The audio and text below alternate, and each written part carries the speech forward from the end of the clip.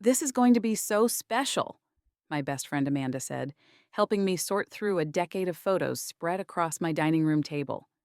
10 years of marriage deserves something meaningful. Jake is going to cry when he sees this. I smiled, holding up a photo from our honeymoon in Greece. I hope so. He's been so supportive through everything this year.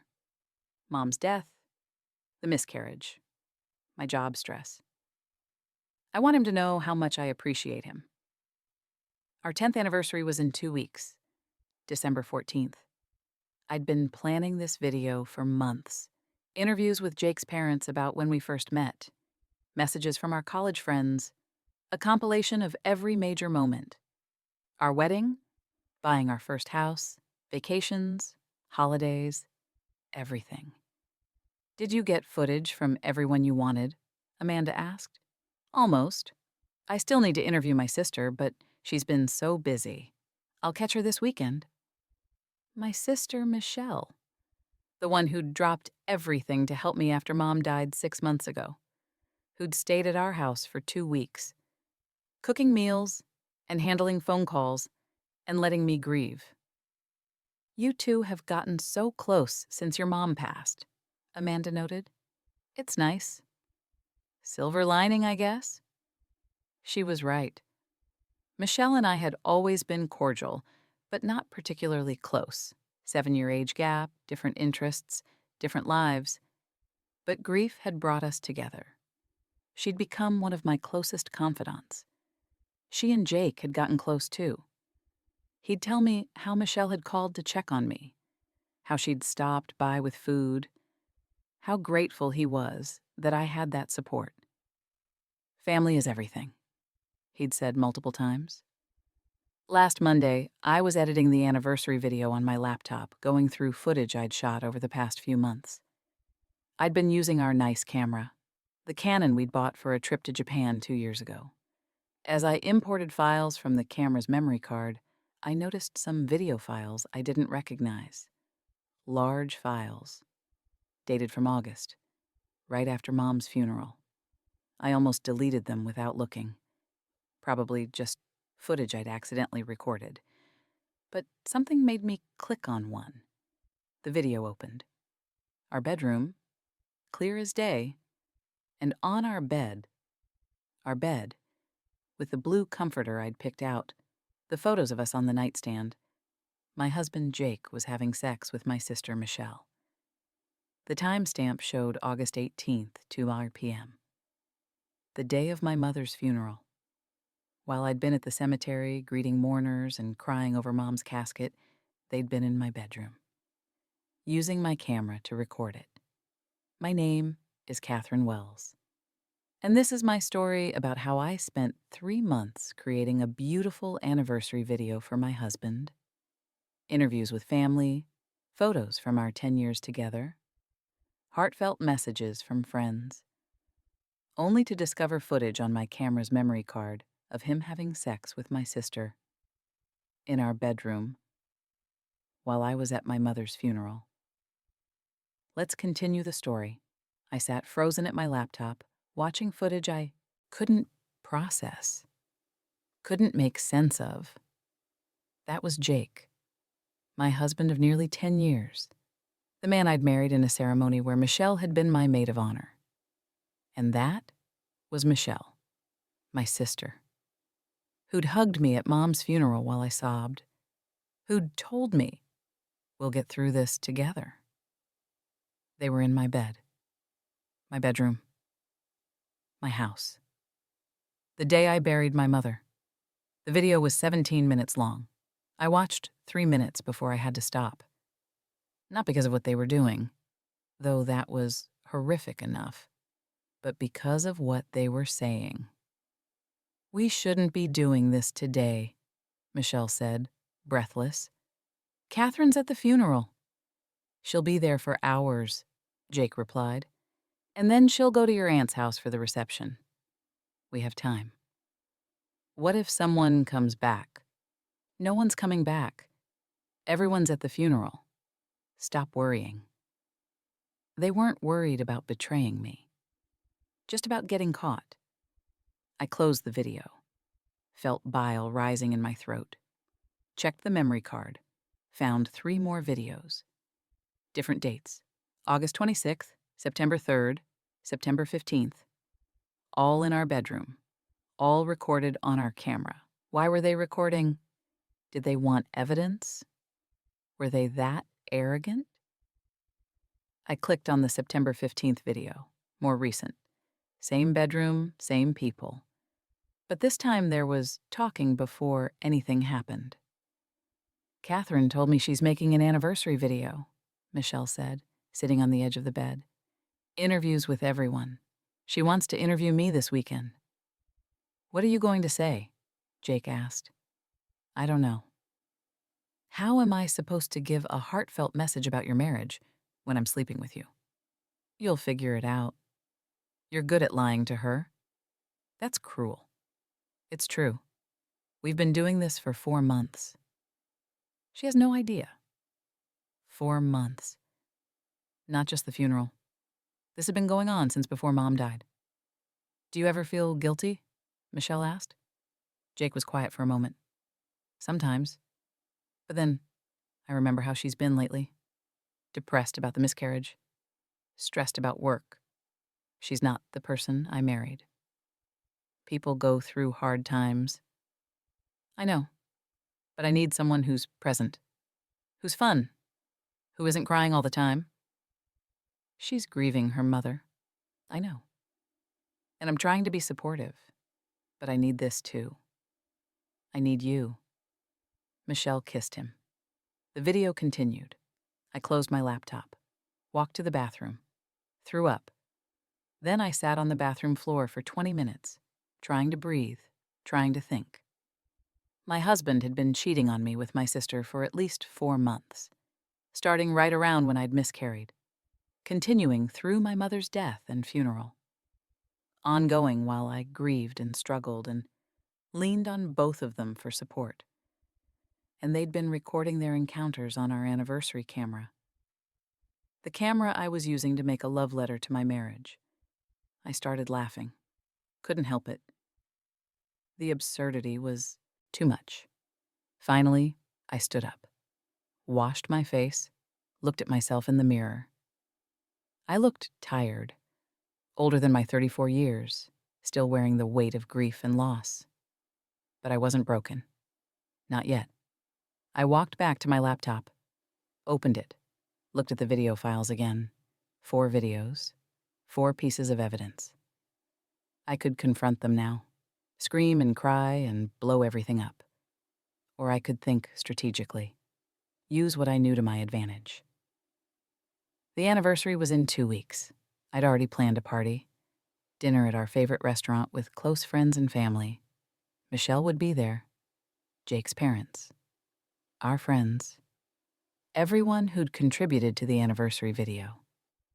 I'd been planning to premiere the video at that dinner, show everyone the beautiful compilation of our 10 years together. But now I had different footage to show them. I opened my laptop, started a new project file. If Jake and Michelle wanted to perform for a camera, I'd give them an audience. The next 2 weeks were the hardest of my life.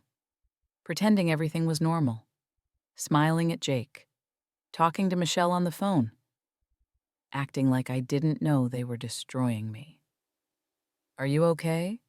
Jake asked one night, noticing I was quieter than usual. "Just tired. Work stress. You've been working so hard on that anniversary thing, too. You don't have to do anything elaborate, you know. I'd be happy with just dinner. I want to do this. You deserve it." He kissed my forehead. "You're amazing. I'm lucky to have you." I felt nothing, just cold clarity. I called Michelle midweek. "Hey, I still need to get your interview for the anniversary video. Can you come over Saturday?" "Oh, I'm actually busy Saturday." "It'll only take 30 minutes. Please? The anniversary is next week, and I really want you in it." She hesitated. "Okay. What time?" 2 p.m.? I'll be there." After she hung up, I checked Jake's calendar. He'd marked Saturday afternoon as Jim. I texted him, "Want to grab lunch Saturday around 1? Been missing you lately." His response, "Would love to, but I'm hitting the gym. Need to work off all this stress. How about Sunday brunch instead?" Jim. Right. I hired a private investigator. Showed him the videos. "I need you to follow my husband Saturday afternoon. Get photos of wherever he goes, whoever he's with." The investigator, a retired cop named Frank, looked at the footage and then at me. "You're handling this remarkably calmly." "I'm not handling it calmly. I'm handling it strategically. There's a difference." Saturday afternoon, Michelle arrived at our house at 2 p.m. sharp. I had the camera set up. "Thanks for doing this. Just sit there, look at the camera, and tell me what you love about Jake and our marriage. What you've observed over the years. Anything meaningful." Michelle looked uncomfortable. "Catherine, I don't know if I'm the right person. You're my sister. Of course you're the right person. Please?" She sat down. I started recording. "Okay, just speak from the heart. What does Jake and Catherine's marriage mean to you?" Michelle stumbled through some generic statements. "You've always been so supportive of each other. Jake clearly loves you. You've built a beautiful life together. What about the hard times? This past year especially? You've handled everything with grace. The loss of your mom, the miscarriage. You're so strong. And Jake? How has he been during all that?" "He's been supportive. In his way." "In his way?" Michelle shifted uncomfortably. "I just mean, everyone grieves differently. Everyone supports differently. Do you think he's been a good husband this year?" "Catherine, why are you asking me these questions?" "Just trying to get authentic footage. Do you think Jake has been faithful to our marriage?" Her face went pale. "What?" "It's a simple question. Do you believe Jake has been faithful to me?" I don't know how to answer that." "Sure you do. Yes or no. Has Jake been faithful?" "Catherine, stop. Has my husband been faithful while I've been grieving my mother and dealing with the loss of our baby?" Michelle stood up. "I can't do this. Sit down." "No, sit down, Michelle, or I'll show you what I found on this camera's memory card." She froze. "What are you talking about?" I turned the camera around, showed her the video files. August 18th, the day of Mom's funeral. Ring any bells? All color drained from her face. "Sit down." She sat. "Here's what's going to happen," I said calmly. "You're going to sit there and tell me the truth. All of it. When it started. How long it's been going on. Everything. And I'm going to record it. Catherine, please. Talk. Now. Or I send these videos to your husband, your employer, and everyone at the anniversary dinner next week." Michelle started crying. "I'm so sorry. I don't want your apologies. I want the truth." "When did it start?" She took a shaky breath. "May, right after your miscarriage. 6 months. Not 4. 6 months of lies." "How?" "I came over to check on you. You were sleeping. Jake was in the kitchen. We started talking. He said he felt helpless. Didn't know how to support you. I comforted him. We kissed. It just happened. It just happened. And then kept happening. For 6 months. While I grieved and struggled and trusted both of you. I wanted to stop. I told him we should stop. But you didn't. No. Why?" "Because—" She couldn't finish. "Because why, Michelle?" "Because I've always been jealous of you," she burst out. "You're the successful one. The one with the perfect marriage and the beautiful house and the life everyone admires. I wanted something that was yours. I know that's fucked up. I know I'm a terrible person. But I couldn't help it. I stared at her. So you took my husband? I'm sorry. You're not sorry. You're caught. There's a difference. My phone buzzed. Text from Frank, the investigator. Target is at the Marriott downtown. Room 847. Female companion matches description you provided. Michelle. She was supposed to be here, but Jake thought she was meeting him at a hotel. Get out, I said to Michelle. Catherine, get out of my house. And don't come to the anniversary dinner next week unless you want everyone to see exactly what kind of person you are. She left, still crying. I sat alone in my living room, surrounded by 10 years of photos and memories, and finished editing my anniversary video, but not the version I'd originally planned. The anniversary dinner was December 14th. Saturday night, I'd booked a private room at Jake's favorite steakhouse. 20 people were invited. Jake's parents, his brother and sister, my aunt and uncle, mom's siblings, our college friend group, a few work colleagues, Amanda. I'd told everyone there would be a special video presentation. Jake knew about the video, had been excited about it all week. I can't wait to see what you put together, he said that morning. You've been working so hard on it. It's really special, I assured him. I think everyone's going to be surprised.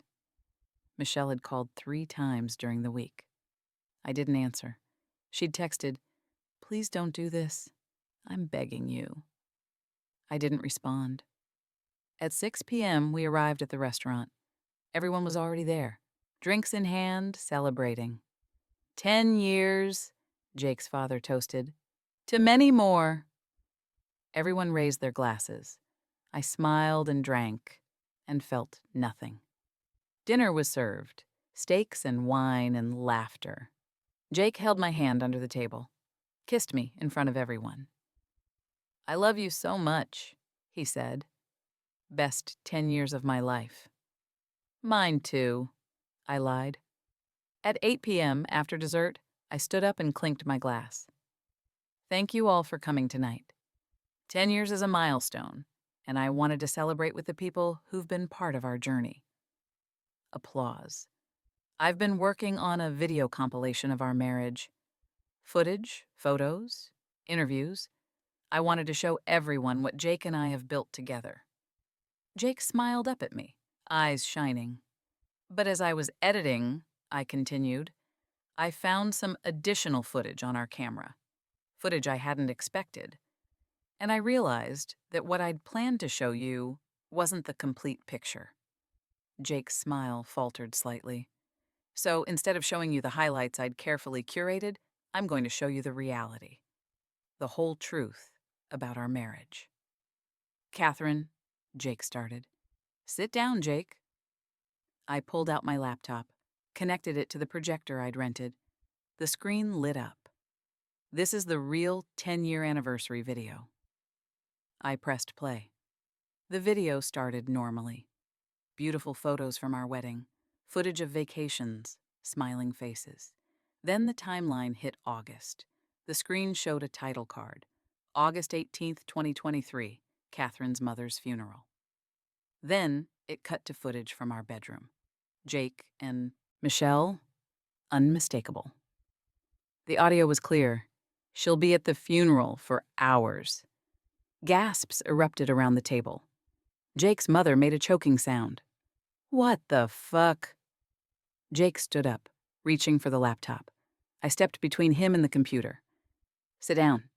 Everyone needs to see this. Turn it off! Michelle screamed from across the table. I'd noticed she'd shown up after all. No. The video continued. Multiple encounters, different dates. All while I'd been grieving, working, trying to hold my life together. Interspersed with the affair footage were my original interviews, friends and family talking about our beautiful marriage and deep love and perfect partnership. The contrast was devastating. Then came Michelle's interview from last Saturday, the one where I'd confronted her. Her confession on camera. I've always been jealous of you. I wanted something that was yours. Jake was trying to get to the laptop. His brother held him back. Let it play out. The video ended with a title card. 10 years of marriage, 6 months of betrayal. All recorded on our anniversary camera. The room was silent, except for Jake's mother sobbing. I closed the laptop. Looked around the table. I'm filing for divorce Monday morning.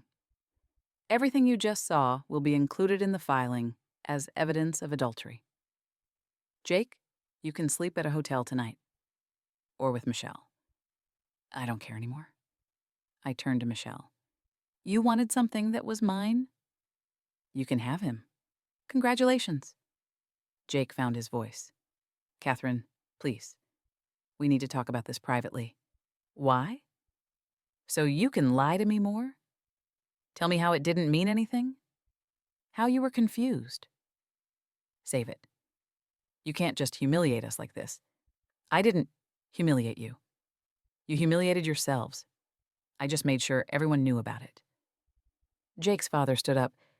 Jake, I think you should leave. Dad, leave. Now. Jake looked around the table, found no allies. Everyone was staring at him with disgust or pity. He grabbed his coat and left. Michelle followed him out, still crying. I stood there, alone in front of 20 people who'd just watched my marriage explode. Amanda came up and hugged me. I'm so proud of you. Why? Because you didn't let them do this to you quietly. You made them own it. Jake's mother approached, tears streaming. Catherine, I'm so sorry. I had no idea. He's not the son I thought I raised. Neither did I. But now we all know who he really is.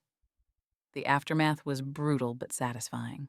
The video went viral within days. Someone at the dinner recorded it on their phone and posted it online. Wife exposes cheating husband at anniversary dinner got 30 million views.